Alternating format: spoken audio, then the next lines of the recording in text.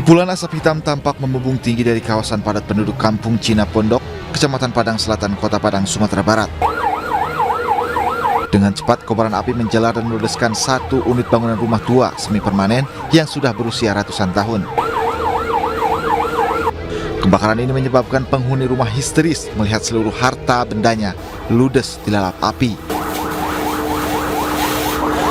Sebanyak 10 unit armada pemadam kebakaran dikerahkan ke lokasi untuk memadamkan api. Api pun baru berhasil dipadamkan setelah 1 jam kemudian. Itu satu buah rumah. Permanen atau semi permanen? Semi permanen. Ini ada orang di rumah atau gimana, Pak? Tadi beritanya ada satu orang tua, kabarnya tadi beliau udah keluar. Berarti sudah tidak ada orang di dalam ya? Dugaan sementara penyebabnya apa nih, Pak? Itu sedang diselidiki oleh pihak kepolisian. Ini ada berapa armada yang diturunkan? Armada kita keran 10 armada. Beruntung tidak ada korban jiwa dalam peristiwa ini, namun kerugian diperkirakan mencapai ratusan juta rupiah. Dari Padang, Sumatera Barat, Budi Sunandar, iNews melaporkan.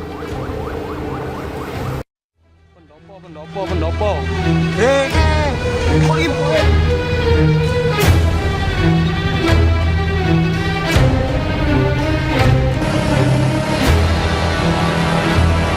Kebakaran 2 rumah yang juga berfungsi sebagai toko terjadi di Desa Tenggilis, Kecamatan Gondang Wetan, Kabupaten Pasuruan, Jawa Timur. Banyaknya bahan-bahan mudah terbakar seperti plastik membuat api terus berkobar besar, membakar seluruh isi rumah dan toko milik warga.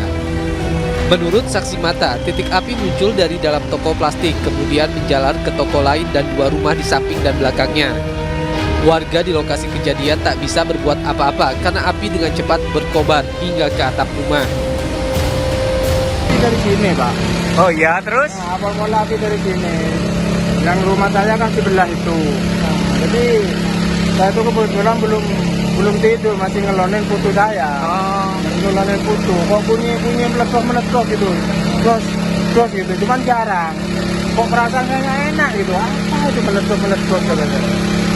Nggak taunya begitu keluar ngintip dari sini, api di dalam udah jadi, Pak. Polisi masih menyelidiki kasus kebakaran tersebut dan memasang garis polisi di lokasi kejadian.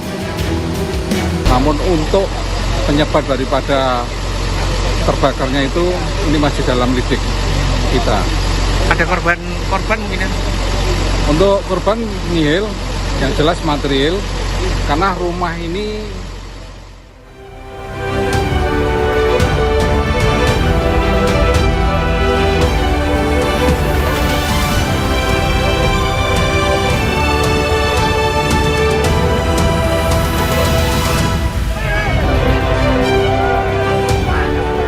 Aksi mahasiswa di depan Patung Kuda Jakarta Pusat berujung ricuh.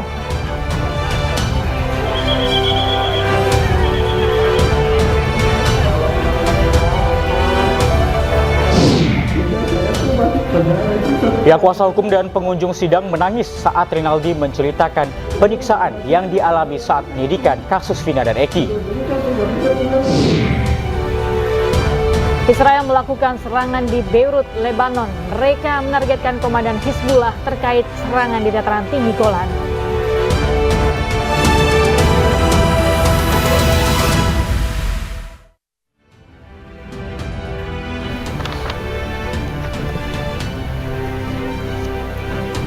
Ya, selamat pagi pemirsa, News Pagi kembali hadir melengkapi informasi Anda pagi hari ini. Ya, selain 3 berita utama tadi, sejumlah informasi menarik lainnya juga telah kami siapkan untuk Anda.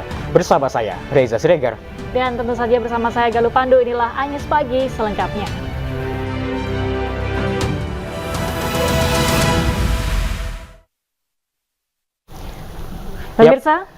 Pemirsa, 2 pekerja tewas akibat tertimbun tambang tanah galian C di Kecamatan Sungai Limau, Kabupaten Padang Pariaman, Sumatera Barat. Keduanya tertimbun saat tebing tempat mereka bekerja tiba-tiba runtuh.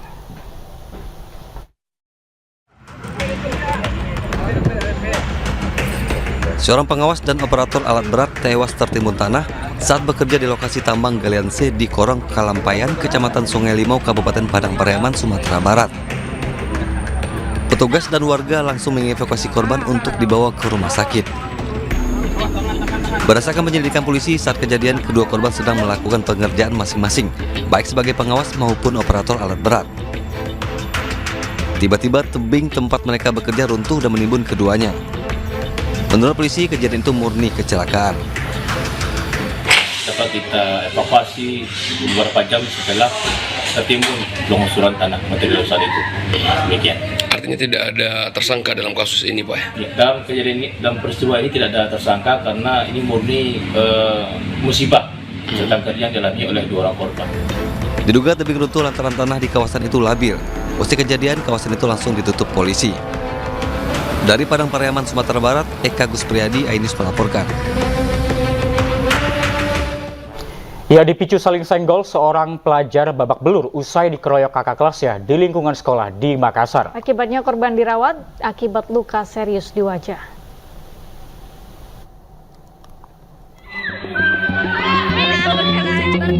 Sejumlah siswi histeris melihat aksi pengeroyokan yang dilakukan puluhan pelajar terhadap adik kelasnya sendiri di dalam area lingkungan sekolah SMK Negeri 5 Makassar, Sulawesi Selatan. Korban berinisial IM dikerumuni puluhan pelajar yang tak lain kakak kelasnya sendiri.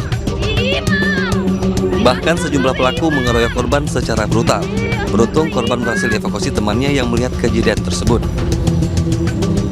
Akibat peruntungan dan penganiayaan ini, korban menderita luka serius pada bagian wajah dan menjalani perawatan di rumah sakit. Aksi pengeroyokan ini dilatar belakangi balas dendam.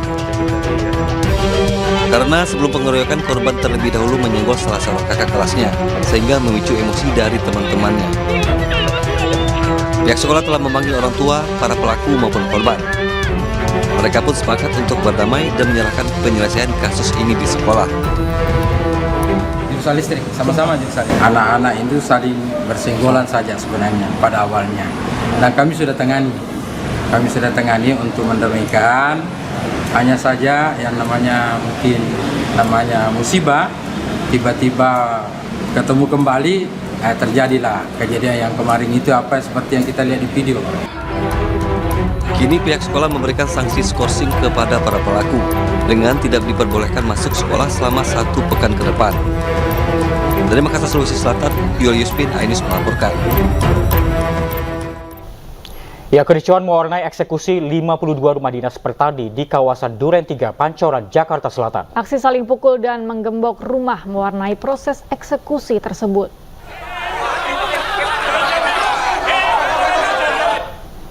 Petugas menarik paksa penghuni rumah yang menolak dieksekusi. Penghuni rumah yang terdiri berusaha mempertahankan rumahnya. Aksi saling dorong hingga saling pukul terjadi antara puluhan petugas keamanan dari PT Shangyang Seri dengan sebuah keluarga yang rumahnya hendak dieksekusi.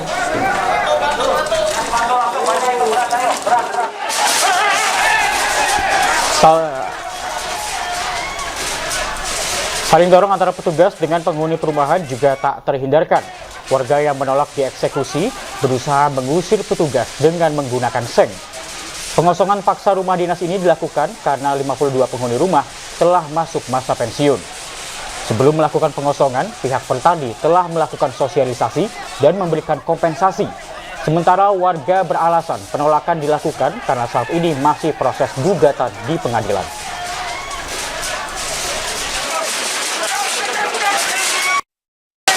Yang udah disepakatin jadi nol lagi gitu loh. Mereka main dorong-dorong sampai ada yang luka kan Bapak juga lihat. Masalahnya yang tahu persis itu DPRD Komisi A. Harusnya kita seperti apa? Karena memang mediasi sendiri kita belum selesai waktu kemarin di Wali Kota. Aksi mahasiswa di depan Patung Kuda Jakarta Pusat berujung ricuh. Mahasiswa yang hendak menuju Istana Negara dihadang polisi hingga terjadi bentrokan.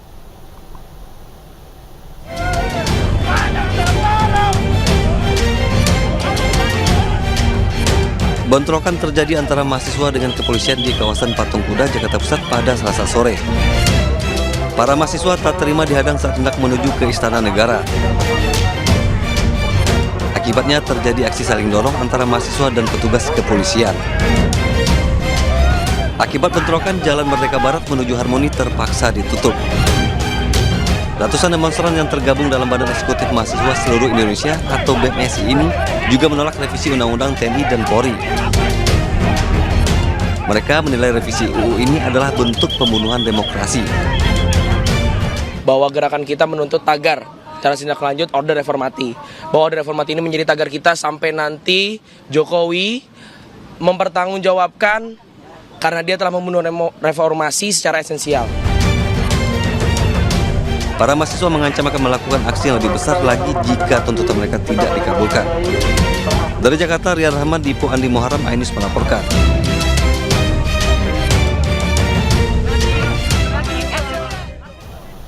Ya, ratusan supir angkutan umum Jaklingko menggelar aksi mogok beroperasi di depan Balai Kota Pemprov Jakarta. Para sopir mendesak kenaikan upah serta perubahan target jarak tempuh 200 km dalam satu hari yang sulit tercapai.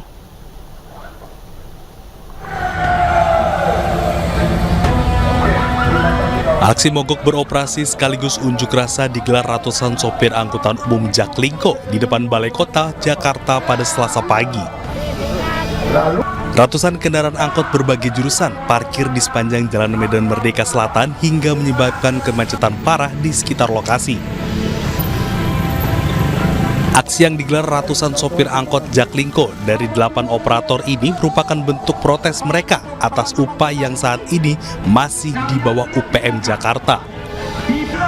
Mereka juga mengeluhkan target 200 km dalam satu hari yang ditetapkan Pemprov karena dirasa sulit dicapai di tengah kondisi jalan Jakarta yang kerap dilanda kemacetan. Terkait upah kita, saat ini upah kita sangat jauh di bawah yang layak dan juga keterlambatan sering kita alami. Sementara kebutuhan kita sangat mendesak. Jadi itu kontrak yang kita tanda tangani bahwa satu hari itu sebenarnya 200 km karena satu mobil 2 shift, supir pagi dan supir siang. Ternyata ini pun masih banyak yang belum mencapai, artinya berdampak kepada upah yang akan kita terima. Sementara itu, di lokasi berbeda, pejabat Gubernur DKI Jakarta, Heru Budi Hartono, mengaku telah berkomunikasi dengan pihak Transjakarta hingga Dinas Perhubungan DKI untuk memetakan hingga menyelesaikan persoalan yang dialami para pengemudi mikrotrans. Tadi saya sudah bicara sama Transjakarta dengan Dinas Perhubungan. Dipetakan permasalahan yang mana. Ya. Nanti tanya sama Dinas Perhubungan ya, sudah ada saya minta untuk ditangani. Mau ketemu mereka nggak Pak nanti? Saya udah minta Pak Kadis ketemu. Akibat unjuk rasa ratusan sopir Jaklingko, layanan mikrotrans rute Jak 33, Jak 34, Jak 35, Jak 41, dan sebagainya tidak beroperasi melayani pelanggan. Aksi ini pun sempat membuat arus lalu lintas di Jalan Merdeka Selatan macet. Dari Jakarta Pusat, Rani Sanjaya, iNews melaporkan. Warga perumahan Tani Mulia Indah, Kabupaten Bandung Barat, Jawa Barat digegerkan dengan penemuan 2 mayat manusia yang sudah menjadi kerangka. Diduga kedua kerangka merupakan ibu dan anak.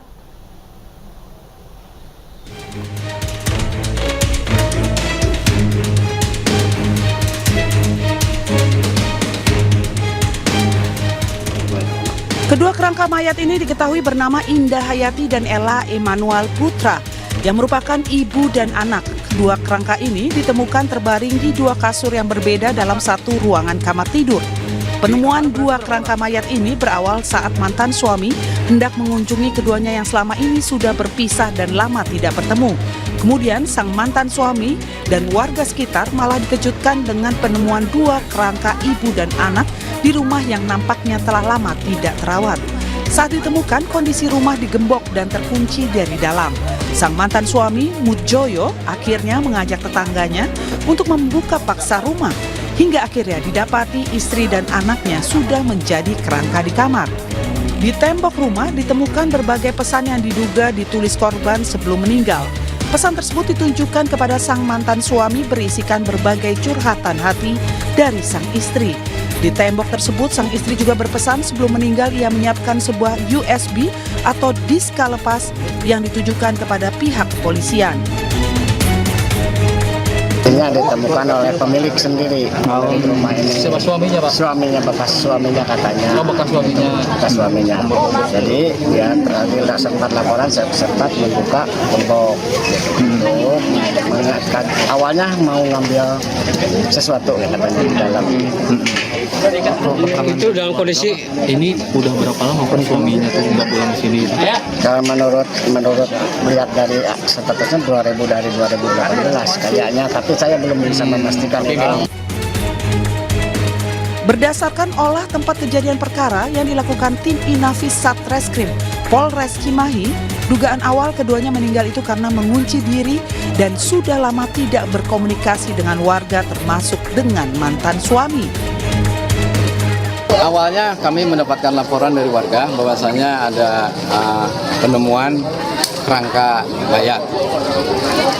Kemudian selanjutnya kami mengecek ke TKP dan selanjutnya kami menghubungi dari piket identifikasi Polres untuk mengidentifikasi dari kerangka mayat tersebut. Posisi saat ditemukan di dalam itu gimana, Dan? Posisi saat ditemukan kerangka mayat tersebut terbaring di tempat tidur. Tempat tidur. Ada berapa kerangka Pak yang ditemukan tadi? Yang ditemukan ada 2 kerangka. Ibu dan anak ya? Diduga ibu dan anak. Kedua kerangka mayat ini kemudian dikembalikan terlebih dahulu kepada pihak keluarga untuk menentukan apa yang akan dilakukan pemeriksaan lebih lanjut.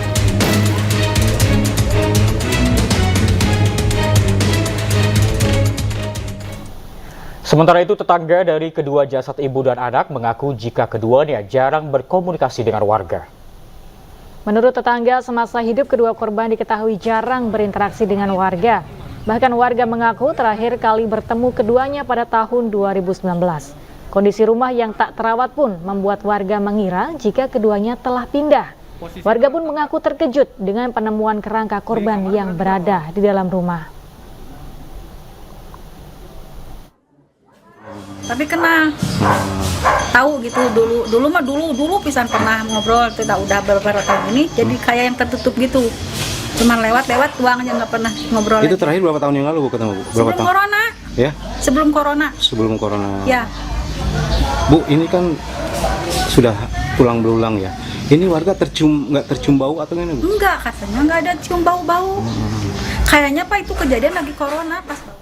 Ya, dramatis petugas Sudin Damkar Sektor Ciracas, Jakarta Timur mengevakuasi jenazah seberat 142 kg dari lantai 2 rumah warga. Evakuasi dilakukan setelah ada permintaan pihak keluarga yang kesulitan untuk menurunkan jenazah dari lantai 2 rumahnya.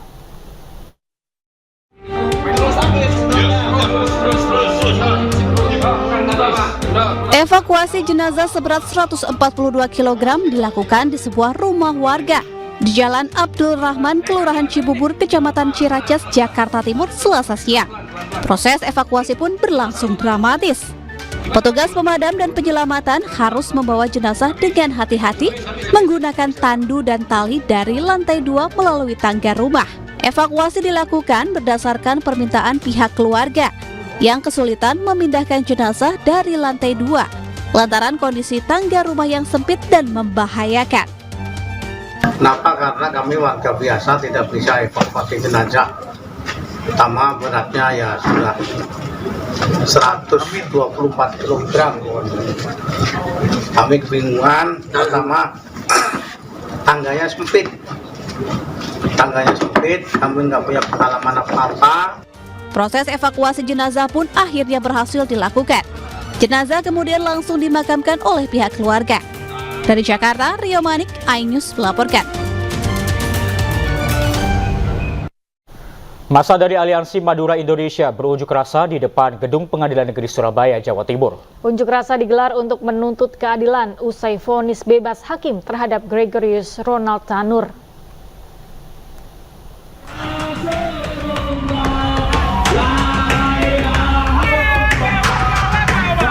Aksi bakar keranda mewarnai unjuk rasa massa dari Aliansi Madura Indonesia di depan Gedung Pengadilan Negeri Surabaya.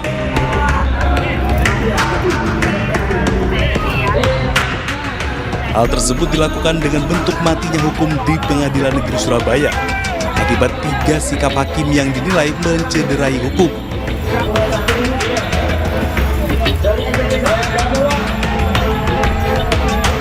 Selain itu, pendemo berorasi dan membentangkan berbagai poster, termasuk poster Ronald Tanur selaku terdakwa pembunuhan yang divonis bebas oleh 3 hakim Pengadilan Negeri Surabaya dan dipimpin Hakim Damanik. Keinginan kami untuk menuntut keadilan, seadil-adil mungkin karena apa si pelaku dari kepolisian di Polrestabes sudah menyatakan bahwa itu betul-betul ada penganiayaan sampai terjadi pembunuhan. Tuntutannya kepada hakim apa? Bagaimana? Tuntutannya kepada hakim yang vonis itu apa, Pak? Tuntutan kami harus segera dipecat. Dalam unjuk rasa, massa juga menuntut 3 hakim yang memutus bebas Ronald Tanur dipecat karena dinilai mencederai hukum. Dari Surabaya, Jawa Timur, Rahmat Ilyasan, Ayus melaporkan.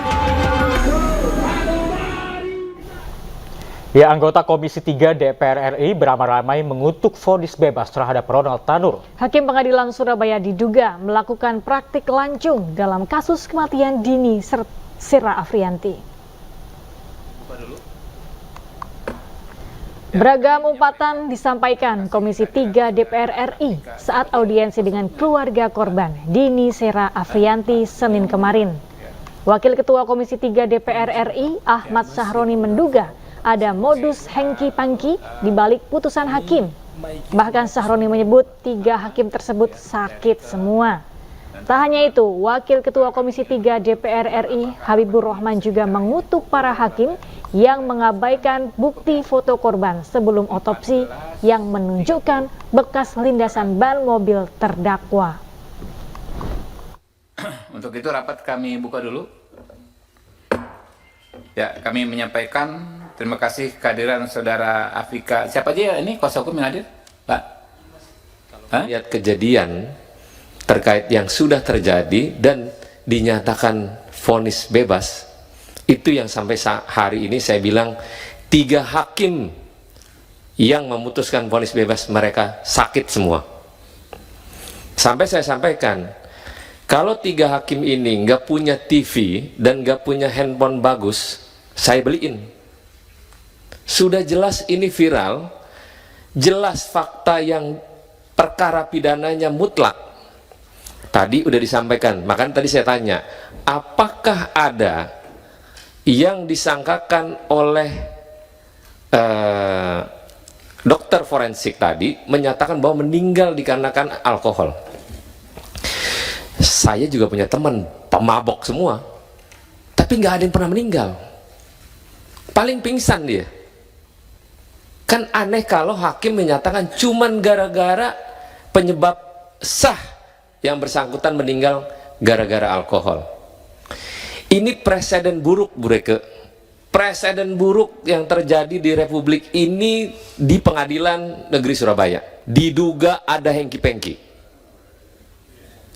Aneh kalau perlakuan yang dilakukan oleh terdakwa, terus hakim dengan mudahnya bilang, oh ini mati gara-gara. Dikatakan tadi, apakah bukti dari yang menyebabkan kekerasan benda tumpul di bagian lengan korban itu ada bekas ban dari mobil kendaraan tersangka. Ini Bapak, ini ada bekas ban. Itu ya? Iya, bekas ban ya? Astagfirullahaladzim. Ya Allah. Itu bekas roda ban itu mobil? Iya, itu Pak, bekas ban. Berat bannya merek Continental itu Pak. Iya, semua security dan saksi-saksi berkaitan dengan perkara ini sudah dihadirkan Bapak. Oke. Jelas bahwa hakim. Ya, selebgram wanita diamankan polisi karena promosikan judi online di Jepara, Jawa Tengah. Tersangka dijerat Undang-Undang Informasi dan Transaksi Elektronik dengan ancaman hingga 10 tahun penjara.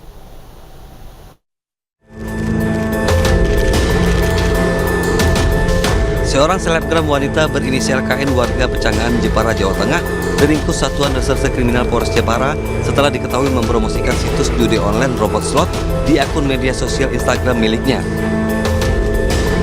Keberadaan tersangka akhirnya terlacak petugas melalui profil akun media sosialnya.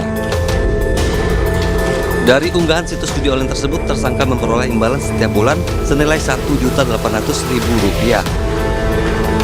Yang mana bahwa tersangka ini merupakan suatu peserta atau afiliator yang mempromosikan judi online kepada masyarakat untuk diajak ikut serta bergabung. Ya, awalnya diajak sama teman.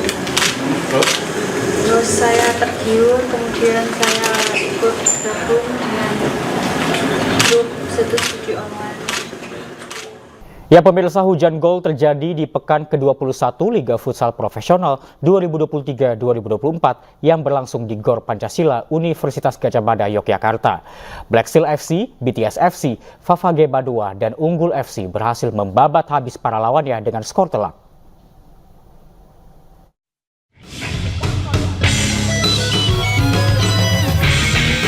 Pertandingan pertama Liga Futsal Profesional 2023-2024 mempertemukan tim Futsal Halus FC melawan Bintang Timur Surabaya.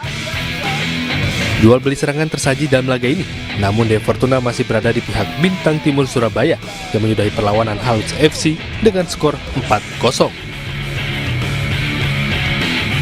Pada laga kedua, Moncong Bolo keok dari Black Steel FC. Tim asal Papua itu memang sudah bisa merepotkan sejak awal dan mampu membekuk Moncong Bolo dengan skor 10-2. Di laga ketiga, giliran Favage Banua yang tampil percaya diri dan mampu mengatasi perlawanan Pendekar United dengan mudah. Favage Banua mampu mengontrol permainan dan menang dengan skor 5-2. Di pertandingan keempat, Kinantan FC berhadapan dengan Unggul FC. Unggul FC langsung tancap gas sejak pertandingan dimulai dan mampu menyudahi pertandingan dengan skor telak 6-2. Dari Yogyakarta, Gunanto Farhan Ainus melaporkan. Ya, pelaksanaan turnamen sepak bola Piala Presiden 2024 yang berlangsung di Bandung dan Gianyar, Bali berdampak terhadap peningkatan ekonomi bagi pelaku UMKM. Berkat gelaran Piala Presiden 2024, sejumlah warung di depan Stadion Kapten Iwayan Dipta Gianyar, Bali alami peningkatan omset.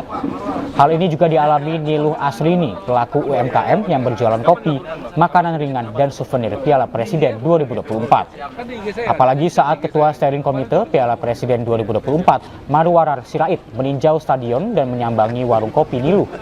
Tidak hanya meningkatkan omset UMKM, Piala Presiden 2024 juga memberikan hiburan bagi masyarakat di Pulau Dewata.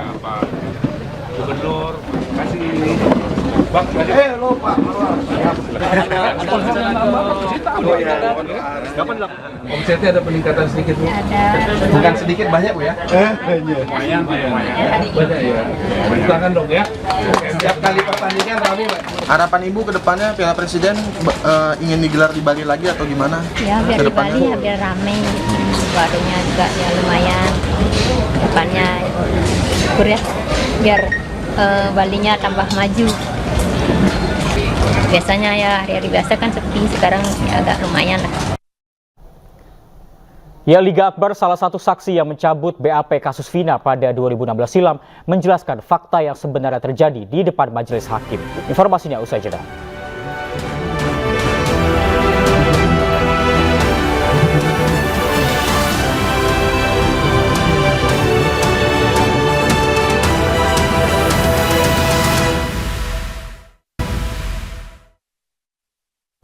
Ya pemirsa, terima kasih masih bersama kami di iJust Pagi. 2 orang pelaku spesialis ganjal ATM di sebuah gerai ATM di Kota Bogor ditangkap aparat Reskrim Polresta Bogor Kota. Pelaku berhasil menggasak uang ratusan juta rupiah usai berpura-pura menawarkan bantuan kepada para korbannya. Satu lagi mana ya? Pria ini nyaris jadi bulan-bulanan warga usai aksinya mengganjal ATM di sebuah gerai ATM di Jalan Lodaya, Kecamatan Bogor Tengah, Kota Bogor, Jawa Barat dipergoki warga. Dalam aksinya, para pelaku ini mengganjal ATM dengan menggunakan tusuk gigi, lalu berpura-pura menawarkan bantuan kepada korban yang mengalami masalah saat menarik uang di ATM. Usai menghafal PIN ATM milik korban, pelaku mengambil kartu ATM korban yang tersangkut.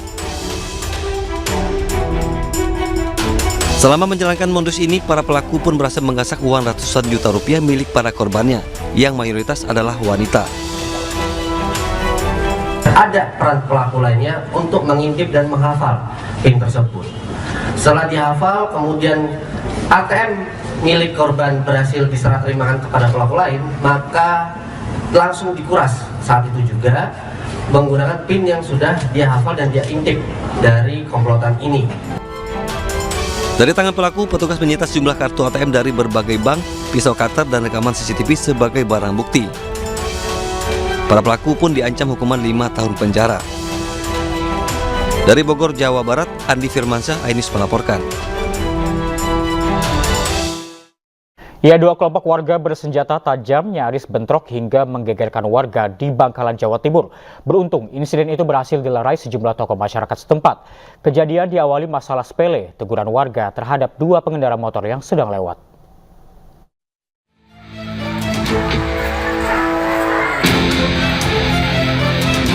Warga desa Tramok, Bangkalan dibuat geger saat 2 kelompok warga saling ancam dengan senjata tajam. Sejumlah mamat serta anggota TNI dan Polri sempat berusaha memisahkan kedua pihak yang bertikai. Namun upaya ini gagal karena masing-masing pihak terus terlibat cekcok mulut sambil mengacungkan senjata tajam.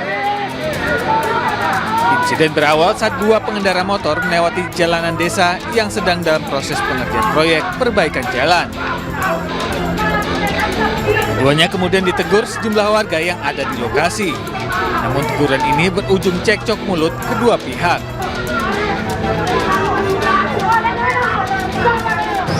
Dua orang pemuda yang mengendarai sepeda motor dengan kenceng, kemudian ditegur sama masyarakat yang mungkin lagi jaga di kampung. Kemudian terjadi cekcok pengendara sepeda motor tersebut sama sejumlah masyarakat yang duduk di pinggir jalan. Keributan ini akhirnya reda usai sejumlah tokoh agama dan masyarakat ikut datang ke lokasi untuk menghentikan pertikaian. Dari Bangkalan, Jawa Timur, Taufik Syahrawi, iNews melaporkan. Massa dari beberapa ormas terlibat pertikaian rebutan limbah ekonomis dengan kelompok massa ormas lainnya di Karawang, Jawa Barat. Kedua kubu pun mengerahkan massa untuk saling serang demi mempertahankan hak pengelolaan limbah yang mempunyai nilai ekonomis.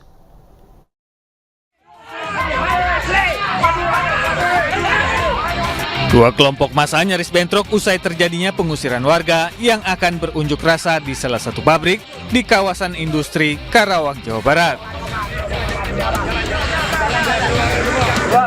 Diduga unjuk rasa ini dipicu saling klaim atas hak pengelolaan limbah ekonomis dari pabrik yang dijadikan aksi unjuk rasa.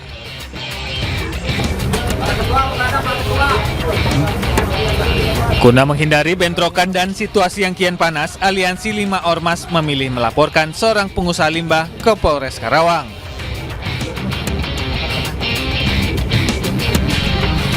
Beruntung ketegangan 2 kelompok massa bisa diredam setelah pihak kepolisian berusaha memediasi 2 kelompok ormas yang bertikai.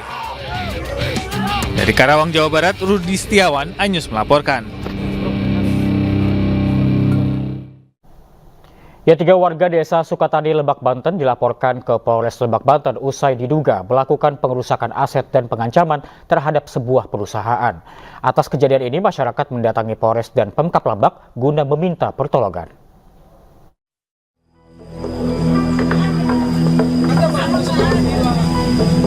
Sejumlah warga melakukan protes terhadap pemeriksaan 3 orang warga di Desa Sukatani, Kecamatan Wonosalam, Lebak, Banten di Mapolres Lebak dan Pemkab Lebak.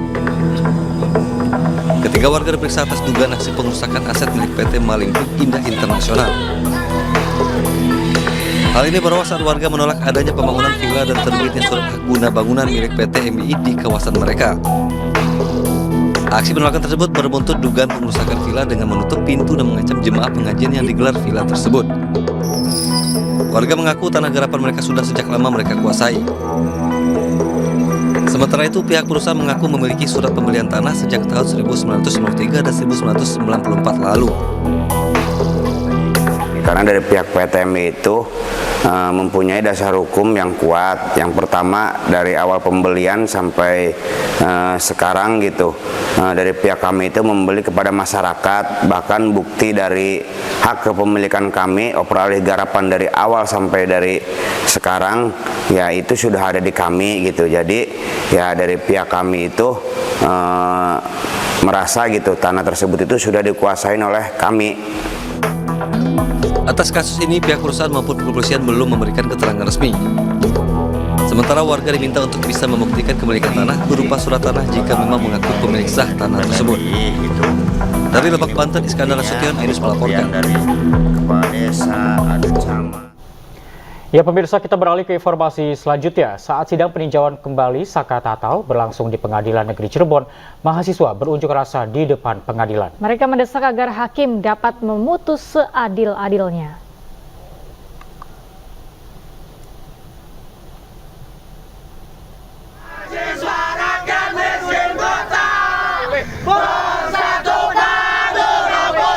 Aksi sempat diwarnai adu mulut antara petugas dan mahasiswa. Mahasiswa yang mengatasnamakan Aliansi Perhimpunan Mahasiswa Hukum Indonesia menyampaikan tuntutannya. Mahasiswa meminta agar hakim bisa memutus peninjauan kembali Saka Tatal seadil-adilnya dan menuntut agar kasus Vina dan Eki segera diselesaikan. Usai berdemo, mahasiswa yang tidak ditemui oleh pihak PN Cirebon bubar dengan tertib. Berkomitmen akan selalu mengawal sampai tuntas mahasiswa. Ya, sementara itu pendamping keluarga terpidana kasus pembunuhan Vina dan Eki, Dedi Mulyadi, mempertanyakan kesaksian Aep dan Dede dijadikan dasar putusan hakim pada 2016. Padahal Aep dan Dede tidak hadir di persidangan dan tidak diambil sumpah.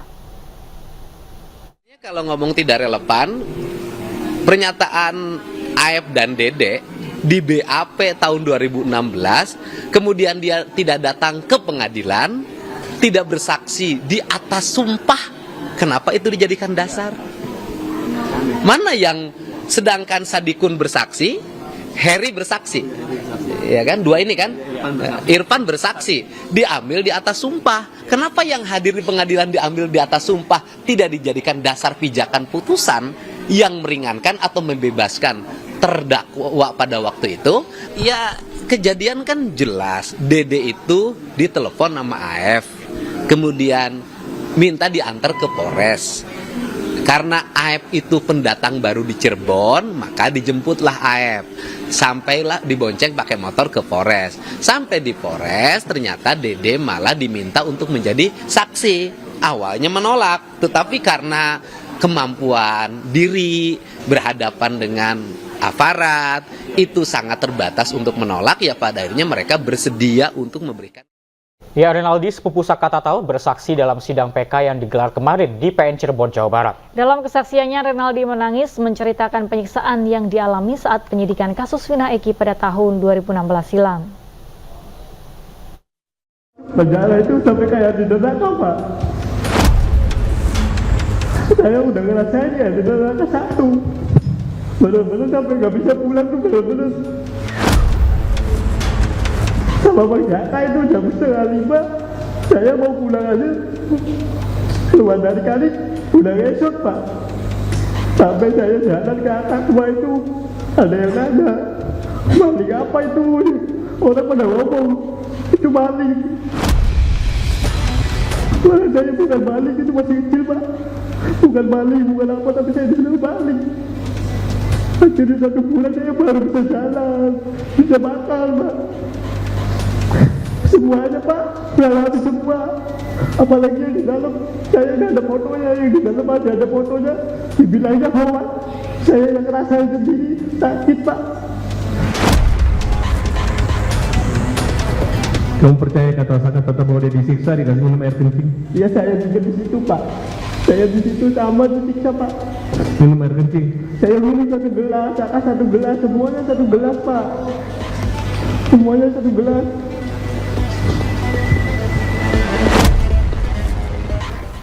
Ya, Liga Akbar, salah satu saksi yang mencabut BAP kasus Vina pada 2016 silam, menjelaskan fakta yang sebenarnya terjadi di depan majelis hakim. Liga Akbar mengaku tidak ada di lokasi kejadian dan diminta Ibtu Rudiana untuk bersaksi pada tahun 2016.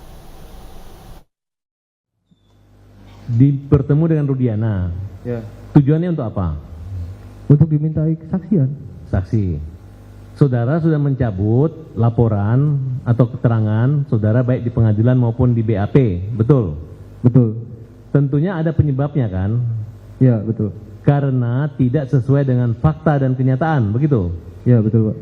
Nah, apa yang tidak sesuai fakta dan apa yang faktanya tolong saudara jelaskan kepada kami di depan yang majelis hakim. Oh, yang faktanya itu emang saya tidak ada di saat kejadian. Yang tidak faktanya itu, ya orang berpikirnya saya ada di situ, Pak. Artinya ketika saudara membuat berita acara itu, apa yang saudara katakan dari kebohongan itu? Kan kalau misalnya saudara tidak ada di situ, berarti tidak ada cerita apa-apa, ya? Ya, betul, Pak. Pada kenyataannya saudara ceritakan bahwa ada kejar-kejaran. Ya. Ada lempar-lemparan. Ya, betul. Nah, itu termasuk yang saudara cabut. Ya, itu yang saya cabut, Pak. Baik. Waktu itu saudara sempat di BAP? 2016 ya di BAP. Siapa yang dampingi waktu itu? Tidak ada sama sekali, Pak. Siapa yang mengarahkan isi BAP-nya waktu itu? Sehingga ada cerita bahwa ada kejar-kejaran dan lempar-lemparan. Penyidik, Pak. Penyidiknya namanya siapa? Saya lupa. Ada Rudiana waktu itu? Oh, seingat saya tidak bertemu Pak Rudiana di situ, tapi ada teman saya 2 itu dia bertemu katanya. Intinya itu arahan Rudiana? Tidak tahu saya, Pak. Ya, maksud Anda, saudara mau mengatakan bahwa ada peristiwa yang tidak sebenarnya terjadi yang Anda alami dan tidak Anda ketahui, kenapa bisa ada tulisan seperti itu di berita acara itu? Awalnya kan saya nggak tahu nih isi BAP para saksi nih, Pak. Terus saya dijemput di rumah, tiba-tiba saya diperiksa di kantor. Oh iya aja gitu? Saya menolak, Pak. Oh, menolak. Tapi kenapa faktanya ada di tulisan tersebut ataupun di pengadilan? Tetap dipaksa. Dia bilang katanya, ini nggak usah bohong, kamu ada di situ katanya. Ada ancaman? Ancaman atau teror atau intimidasi? Hanya bilang begitu saja sih, Pak. Berarti kamu dalam keadaan terancam dan ketakutan begitu? Pasti, Pak. Apa yang membuat moral atau hati kamu sehingga kamu punya niat untuk berkata jujur? Oh, saya tidak mau fitnah, Pak. Pasti dosa besar itu, Pak. Setelah 8 tahun kamu menyembunyikan fakta itu, berbohong, kemudian menyadari bahwa itu adalah fitnah? Pasti, Pak. Kamu nggak tahu bahwa resiko kamu melakukan itu ada resiko ancaman? Ya, dalam tayangan Rakyat Bersuara, pengacara Widya dan Mega, Muhtar Effendi menyebut dalam hasil visum Vina terdapat tanda-tanda menstruasi. Muhtar juga mengkritik pihak yang mendiskreditkan kesaksian saksi. Muhtar menegaskan bahwa yang berhak menguji pendapat bahwa pernyataan saksi benar atau salah nanti di dalam persidangan.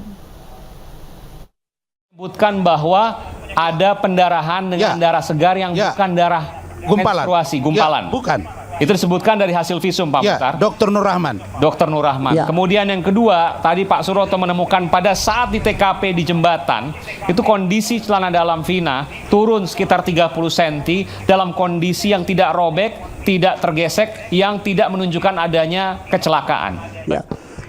Bahwa klien kami ini nyata dan jelas mendengar untuk pertama kalinya kedua orang ini adalah korban kecelakaan. Siapa yang menyampaikan adalah polisi, anggota Polsek Talun, yang di dalam telepon tersebut juga dia memperkenalkan diri, kami polisi dek, ya, Ananda Vina dengan Eki kecelakaan tunggal, demikian ya. Nah, kemudian dibawa ke rumah sakit, kan itu. Selanjutnya, Saudara Razman tadi dengan tegas dan nyata menyatakan bahwa hasil visum et repertum menyatakan tentang adanya pendarahan. Bung Razman, coba baca lagi berkas ya persidangan tahun 2016. Yang memeriksa korban Vina itu adalah Dokter Ihda, bukan Andri Nur Rahman. Andri Nur Rahman itu kalau tidak salah itu adalah dokter forensik yang melakukan autopsi. Ya, di dalam hasil visum et repertum yang dibuat oleh Dokter Ihda tidak ada menyebutkan adanya hasil atau ciri-ciri diperkosa. Ya, tidak ada menyebutkan sperma tercecer. Yang ada justru adalah darah segar yang mengalir tanpa disertai gumpalan jaringan. Itu saya mau Coba tanya. dibaca itu. Apakah itu kemudian menyimpulkan bahwa tidak ada menstruasi di sana menurut Anda, Bung Muhtar? Justru kalau adanya aliran darah yang mengalir dari alat kelamin tanpa disertai gumpalan, itulah tanda-tanda menstruasi. Ya, kalau ada gumpalan jaringan, nah ini yang patut ditanyakan. Gumpalan jaringannya berbentuk sperma atau apa? Kan begitu. Ya. Nah, kemudian selanjutnya, memang di visum tidak disebutkan menstruasi, tidak menyebutkan ya. Tidak disebutkan di dalam visum itu. Disebutkan apa, Bang Aiman? Apakah menstruasi tidak ada, Kak? Pernyataan itu dalam visum misalnya? Tidak ada, hanya darah segar tanpa gumpalan. Tidak disebutkan, ceceran sperma tidak disebutkan, hanya disebutkan darah segar mengalir tanpa disertai jaringan gumpalan jaringan. Justru kalau ada jaringan gumpalan, artinya apa itu, pemutar? Artinya hanya darah segar tok yang keluar. Oke, dan itu bisa diartikan sebagai darah menstruasi. Betul. Ya. Baik. Nah, kemudian selanjutnya, pada saat klien kami menyampaikan waktu komunikasi terakhir itu jam 22 lebih sekian menit, dibilangnya itu berita yang mengerikan, ya. Sementara mohon maaf, silahkan cek tadi Pak Suroto bilang 22 lebih 5 menit. 15, Pak Suroto 15. Kalau kita berbicara, mohon maaf, ya Bang Aiman. 22 lebih 15. Ya, oke. Artinya ada menit yang disebutkan. Ya. Ya, ada menit yang disebutkan. Ya. Nah, maksud saya menyampaikan ini, mari kita saling menghargai, ya, pendapat seseorang. Toh yang berhasil atau yang berhak untuk menguji pendapat ini benar atau salah, itu bukan di ruang forum ini, di ruang persidangan. Nah, kita orang sama-sama orang hukum kok. Masa ruang forum ini dipakai untuk menjustifikasi orang ini salah, orang ini benar? Ya, sementara itu pengacara Ibtu Rudiana, Elza Syarif, dan pengacara Suroto, Rasman Arif Nasution, mempertanyakan kredibilitas saksi yang dihadirkan. Rasman bahkan prihatin begitu banyak saksi yang bermunculan tanpa diperiksa polisi terlebih dahulu. Kita kan melihat bahwa dari faktanya di putusan bahwa kematian dari almarhum Eki itu kan bisa ketahuan jamnya. Iya. Jamnya dia meninggal di tempat, ya. Dan di mana penemuan dari saksi Suroto, Muhyiddin, Supardi, Suja itu kan mengetahui penemuan di sana, ya. Tapi disebutkan dalam putusan 21.00 di SMP belakang showroom itu. Ya, itu kan penyiksaannya, tapi 21.00 sementara 22.05 itu masih telepon-teleponan itu kan kita belum bisa mempercayakan itu, karena kan kematian dari Eki ini bisa dibuktikan karena dari visum itu sendiri, karena ada 2 kali. Soal waktu ini bisa jadi Widi berbohong maksudnya, Bu Elsa? Saya nggak bisa berbohong karena itu ingatan sudah 8 tahun yang bisa lalu. Detil gitu misalnya? Dan kemudian dari mana dia bisa tepat jam 22.05? Saya secara jujur mengatakan makin prihatin saya begitu banyak saksi yang bermunculan baru tanpa dia diperiksa oleh polisi, tanpa memberikan kesaksian di pengadilan, tapi berani bersuara seperti yang 2 orang ini. Saya pikir ini super IQ-nya di atas Habibie lagi nih.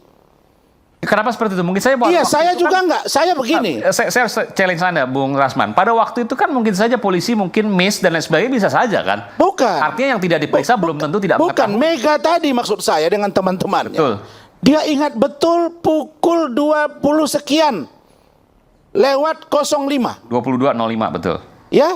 Sedangkan Pak Suroto klien saya, orang yang pertama kali menemukan almarhumah Vina dan Eki, itu pun dia mengatakan lebih kurang pukul 22 lewat 15 menit.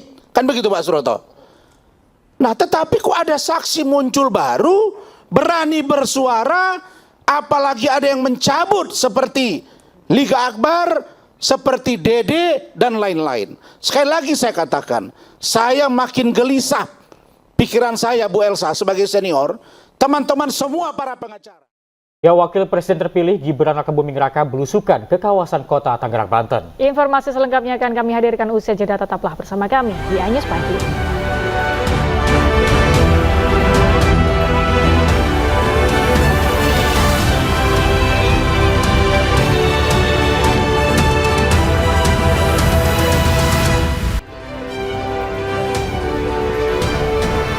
Harga cabai rawit merah tembus Rp90.000 hingga Rp100.000 per kilogramnya di pasaran.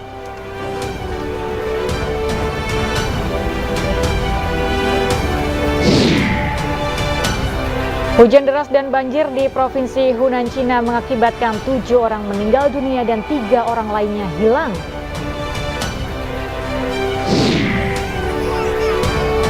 Kamp pengungsi yang penuh sesak dan buruknya sanitasi menyebabkan banyak anak di Gaza menderita penyakit kulit.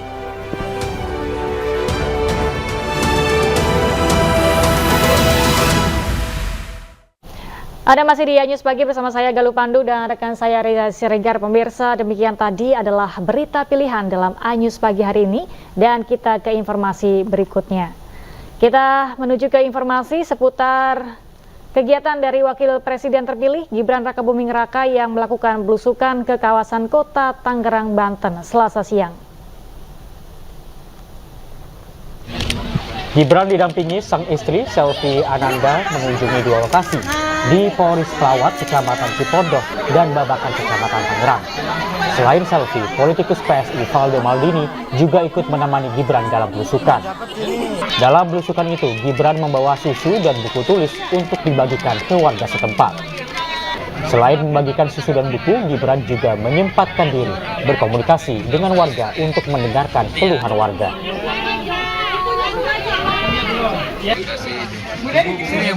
Kita ke kampung-kampung, ke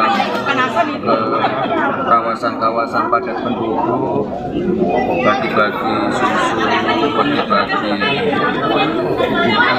bagi-bagi Bang Baldo juga ada yang pembagian sembako, belanja masalah terkait biasanya kalau di kawasan drainase, mungkin ada beberapa warga yang membutuhkan bedah rumah atau RPLT. Sementara itu, pemirsa, mantan Gubernur DKI Jakarta Anies Rashid Baswedan menanggapi isu soal dirinya akan dipasangkan dengan Ahok oleh PDIP pada Pilkada DKI 2024 mendatang. Ya, meski sejauh ini telah menjalin komunikasi dengan Ahok lewat pesan singkat, namun Anies mengaku akan bergerak sesuai konstitusi.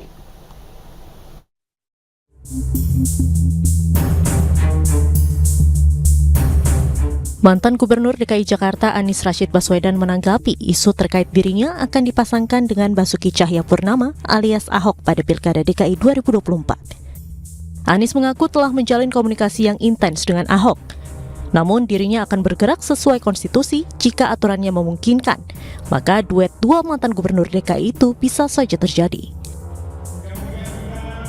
Hingga kini Anies masih menunggu pertemuan formal dengan PDIP untuk membahas Pilkada DKI Jakarta. Dirinya memastikan saat ini peluang tersebut masih mengalir dan berproses. Kita semua bergerak sesuai konstitusi saja. Apakah aturannya memungkinkan? Nah, itu dan Pak Ahok itu ya berkomunikasi terus ya. Kita suka WA-WA-an ya, nanti pada waktunya tentu akan ada pertemuan-pertemuan yang istilahnya tidak formal ya. Biar sekarang masih mengalir dulu berproses. Seperti diketahui, Ketua DPP PDIP Puan Maharani sebelumnya menyatakan berpeluang untuk mendukung Anies dalam Pilkada DKI pada November nanti. Peluang tersebut mungkin bisa di atas 50%. Dari Jakarta, Rani Sanjaya, iNews melaporkan. Presiden kelima Republik Indonesia sekaligus Ketua Umum PDI Perjuangan, Megawati Soekarnoputri menghadiri Musyawarah Kerja Nasional Partai Persatuan Indonesia untuk mengisi pidato kebangsaan. Ya, dalam pidatonya Megawati menyinggung bahwa tidak ada kekuasaan yang langgeng. Menurut saya, masalah hukum kita, akibat kita sendiri tidak punya daya juang bahwa negara ini memang dibangun secara hukum. Tetapi kalau kita lihat sekarang ya hukum kita itu menurut saya poco-poco. bahwa nggak ada kekuasaan tuh yang langgeng. Iyalah, mbok ya sudahlah. Artinya ya sudah, waktunya ya sudah. Saya kan dia nggak ribut. Waktu hanya 3 tahun presiden gitu. Ya udah, katanya kalah, ya udah kalah. Padahal ya saya tahu benernya ya nggak kalah. Ini gimana sih ya para penguasa ini? Lupa dia pada rasa kebangsaan bahwa republik ini dibuat dengan air mata, darah, dan pengorbanan. Kalian itu hanya maunya senang-senang saja. Yang namanya, loh ya, yang bikin MK siapa? Saya. Betul, kalau nggak percaya buka. Ayo. Yang bikin KPK saya. Loh iya, saya nggak takut waktu Pak Hasto dipanggil. Menurut saya tidak sesuai itu sama Rosa. Saya ngomong, kamu siapa Rosa? Jangan hanya karena kamu KPK loh. Iya, saya nggak takut. Gile. Loh ya memang iya. Saya selalu diajarkan untuk melakukan peri kemanusiaan dan keadilan oleh para sesepuh saya. Sekarang kemana itu? Kemana itu? Mengapa kalian tidak berani untuk mengatakan kebenaran bahwa hukum sekarang itu diobrak-abrik oleh kekuasaan? Pemirsa, Ketua Umum DPP Partai Perindo Haritanu Sudibyo membakar semangat para kader Partai Perindo dalam musyawarah kerja nasional yang digelar di Jakarta Concert Hall, Jakarta Pusat. Ya, keoptimisan hingga perubahan menjadi kunci agar Partai Perindo bisa bertransformasi dan membuahkan keberhasilan. Ketua Umum Partai Perindo Haritanu Sudibyo didampingi Ketua Harian Nasional DPP Partai Perindo Engjel Tanu Sudibyo dan Ketua Umum Kartini Perindo Liliana Tanu Sudibyo resmi membuka kegiatan Mukernas Partai Perindo. Dalam sambutannya, HT membakar semangat para kader dan calon anggota legislatif untuk bangkit bertransformasi menghadapi Pilkada serentak 2024 dan Pemilu 2029 mendatang. Mungkin kalau kita lihat sekarang banyak wajah-wajah baru, wajah-wajah muda yang saya yakin lahirnya di era tahun 80-an ke atas yang kita sebut kaum milenial. Di DPP, jadi transformasi ini sedang berjalan dan akan terus berlanjut untuk terus menghadirkan tokoh-tokoh muda termasuk di setiap daerah di seluruh Nusantara. Kita harus bisa bertransformasi. Kalau enggak ya kita ketinggalan. Nah itu esensinya. Dan yang kedua adalah ya kaitannya dengan perolehan mungkin sebelumnya ya yang belum sesuai target untuk Partai Perindo. Ya kita melihat kalau kita ingin meraih hasil yang berbeda, tentunya kita harus melakukan dengan cara-cara yang berbeda. Mukernas Partai Perindo akan berlangsung selama 3 hari hingga 31 Juli 2024. Sejumlah narasumber dihadirkan untuk mengisi bimbingan teknis para kader untuk menumbuhkan jiwa militansi menuju Indonesia sejahtera. Dari Jakarta, Esra Ambarita dan Marwi Caksono, Fakih Satrio, iNews melaporkan. Kita beralih ke informasi lain, pemirsa. Sebuah produsen tanah air yang bergerak di industri plastik turut berpartisipasi pada INA-Marine 2024. Ya, ajang ini memperkenalkan produk dalam negeri dan mampu bersaing dan lebih unggul dari produk impor.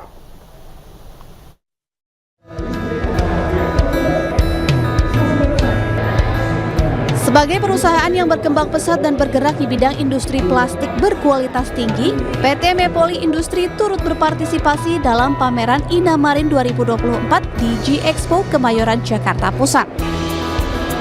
PT Mepoli Industri memperkenalkan produk unggulannya tali Q-Rope, di mana memiliki banyak jenis dan ukuran untuk kebutuhan sehari-hari, serta tahan dalam kondisi cuaca ekstrim, air laut, dan sinar UV. Ada juga tali manta untuk keperluan kelautan dan pertambangan. Tali segul untuk kebutuhan rumah tangga, olahraga, dan kelautan tersedia berbagai warna dan ukuran.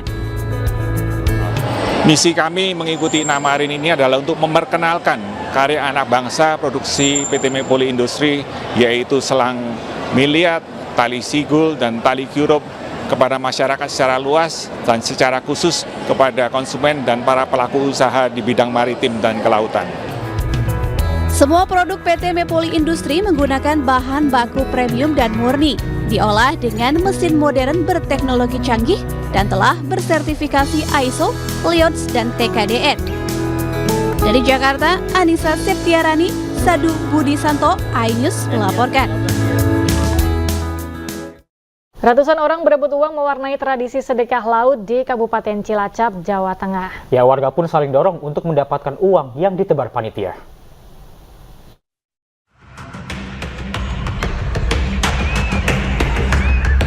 Ratusan orang saling dorong dan berebut uang yang disebar di Pantai Serandil, Cilacap, Jawa Tengah. Ratusan lembar uang pecahan nominal Rp20.000, Rp50.000 hingga Rp100.000 sengaja ditebar panitia untuk direbutkan. Tak mudah untuk mendapatkan uang yang ditebar panitia karena kencangnya tiupan angin yang membuat uang susah ditangkap. Aksi tebar uang ini sengaja digelar panitia untuk berbagi rejeki kepada warga. Dengan membagikan sebagian rejeki diharap bisa membersihkan diri dan berbagi kepada sesama. Tradisi sedekah laut di Pantai Serandil Cilacap digelar dengan mengarak belasan jolen berisi hasil bumi dan kepala kerbau. Sesaji dibawa di dalam jolen kemudian dibawa ke pantai laut selatan untuk dilarung. Tradisi laut ini telah dilakukan secara turun-temurun sebagai ungkapan rasa syukur atas hasil tangkapan ikan yang melimpah. Dari Cilacap, Jawa Tengah, Heri Susanto, iNews melaporkan. Pemirsa, rumah sakit berteknologi tinggi diharapkan mendorong berkembangnya medical tourism di Indonesia. Pusat Kesehatan Jantung Heartology Cardiovascular Hospital diresmikan oleh Menparekraf Sandiaga Uno. Nantinya masyarakat Indonesia maupun warga negara asing berobat di rumah sakit ini. Diketahui lebih dari 2 juta warga negara Indonesia berobat ke luar negeri setiap tahunnya, sehingga devisa negara hilang senilai 170 triliun rupiah. Tidak hanya itu, rumah sakit ini dapat mendorong peningkatan potensi medical tourism di Indonesia. Penyakit jantung masih menjadi penyebab kematian tertinggi di Indonesia, bahkan di dunia. Dan kalau kita lihat, semakin kesini semakin banyak pasien-pasien yang terkena penyakit jantung atau serangan jantung itu malah yang lebih muda. Jadi rumah sakit ini bedanya adalah kita rumah sakit yang sangat super spesialistik.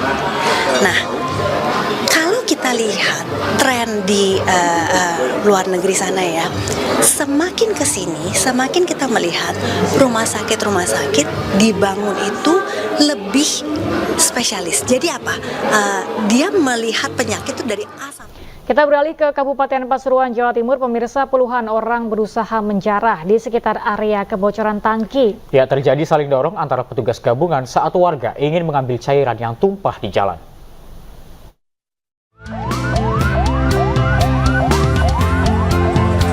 Dengan menggunakan pakaian APD, petugas Prasada Pamunah Industri atau PPLI melakukan pembersihan lokasi limbah B3. Tugas bekerja cepat untuk menghindari penyebaran kontaminasi yang lebih luas. Namun ini hanyalah simulasi dalam apel kedaruratan penanganan limbah B3 di wilayah Kabupaten Pasuruan menuju Zero Waste Emission 2024. Simulasi ini adalah bagian dari kegiatan kedaruratan yang dilakukan oleh Dinas Lingkungan Hidup Kabupaten Pasuruan. Penanganan limbah B3 atau lainnya tentu itu sudah merupakan amanah peraturan pemerintah dan Perda di Kabupaten Pasuruan, maka ini wajib dilaksanakan. Dan alhamdulillah Pasuruan adalah dari sekian daerah tingkat 2 se-Indonesia, hari ini kita urutan ke-10 telah melaksanakan. Sebetulnya industri di Kabupaten Pasuruan ini cukup banyak ya, dari skala kecil sampai skala besar ada sekitar 1.500 industri. Jadi itu yang merupakan tanggung jawab kita bersama untuk menjaga pencemaran lingkungan, terutama limbah B3 yang ada di Kabupaten Pasuruan. Simulasi ini diharapkan dapat meningkatkan kesadaran dan kesiapsiagaan semua pihak dalam menghadapi bencana limbah B3. Dari Pasuruan, Jawa Timur, Jaka Samudra, Anyus melaporkan.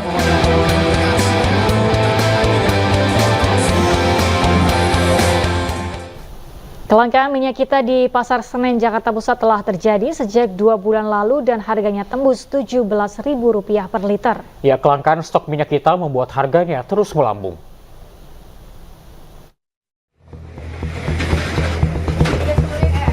Sejak 2 bulan terakhir, harga minyak kita di pasaran tembus Rp17.000. Di Pasar Senen, Jakarta Pusat misalnya, harga minyak kita naik menjadi Rp17.000 per liter, padahal pemerintah menetapkan harga eceran tertinggi di Rp15.000.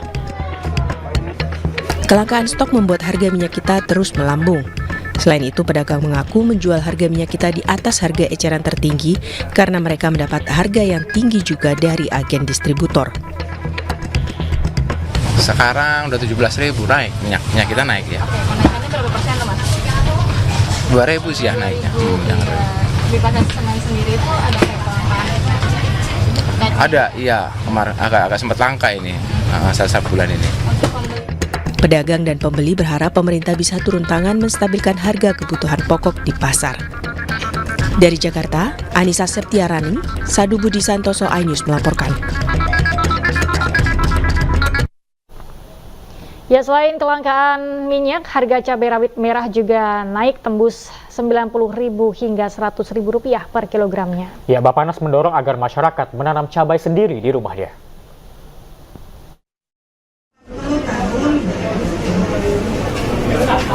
Sekretaris Utama Badan Pangan Nasional atau Bappenas menyatakan penyebab harga cabai yang mencapai Rp100.000 per kilogram karena produksi yang menurun, salah satunya disebabkan oleh cuaca.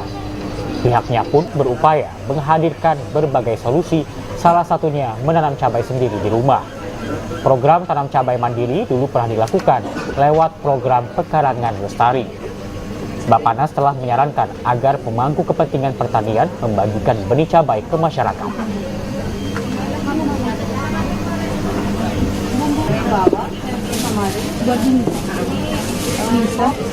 Di off season maupun on season ya, jadi tidak mengenal waktu, sepanjang itu ada screen house. Jadi jangka pandangnya adalah membangun screen house dalam kapasitas yang agak besar. Itu aja. Kemudian yang kedua, membagikan benih ke masyarakat untuk menanam cabai di pot-pot gitu ya, yang dapat ditanam di teras, kemudian di pekarangan. Kamp pengungsi yang penuh sesak dan buruknya sanitasi menyebabkan banyak anak di Gaza menderita penyakit kulit. Informasi selengkapnya usai jeda, tetaplah di iNews Pagi.